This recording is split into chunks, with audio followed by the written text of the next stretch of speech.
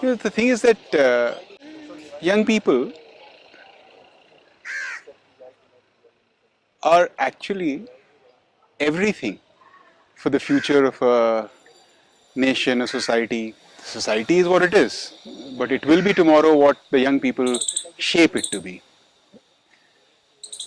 And I think while there's no doubt that over the past 100 odd years, across the world, uh, in India as well, there are formal systems established to sort of help young people grow, discover themselves, discover what they would want to do in the shape of higher education.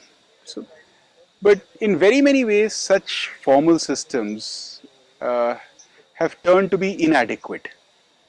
They've gone on a path where they become basically a route towards developing understanding of knowledge, which in itself is very important. So, can we do without developing understanding of knowledge or developing knowledge? No. And I'm using knowledge in a very narrow way, epistemic. Right? So, can you do without it? No, not at all. But is the epistemic dimension of a human being, is that the only dimension on which growth can happen? No. And our higher education doesn't claim that also. Higher education and school education will claim that education is for what they would call holistic development. But does it actually happen? That's the question to ask. And I don't think it happens. So then the question is that what are other mechanisms that are available, other institutional mechanisms, social mechanisms that are available that can actually help young people discover themselves, discover their potential, discover their work and calling.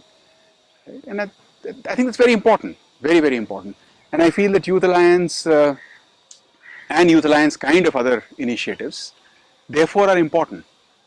And I also feel that there are sometimes, there's some very simple things that one tends not to give adequate weightage to, which are really very important. Some kind of things that, let's say, Youth Alliance does. And one is this matter of this holistic development, part of which is only happening through formal education, part of which can happen through other mechanisms such as Youth Alliance. But some simple things which are very powerful and important, which perhaps Youth Alliance brings, is, let's say, a community, a like-minded community, right? And often that's underestimated. The power and the importance of that is underestimated. So while eventually in life everybody has to discover their life for themselves, there's no doubt about that. But how your social environment, in this particular case a community of like-minded, similar age people, can help and support you, I think that's underestimated. And that I think something like Youth Alliance brings. Right? And then if that community is developed around similar set of values and ideas, then you can have, let's take an example, and you can have a community developed around a sport. People who are passionate about football or cricket, and they develop a community, and they can that help, and it does. Sure, one shouldn't underestimate the power of something of that nature.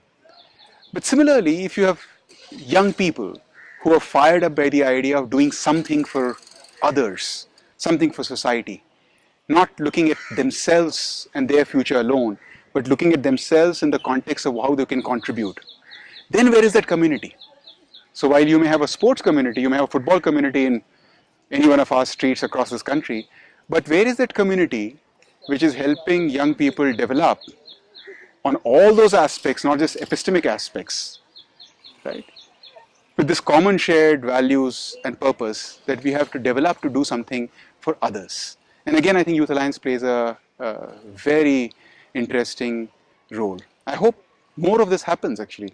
India needs, not one, but 2, 10, 15, maybe 200 Youth Alliances.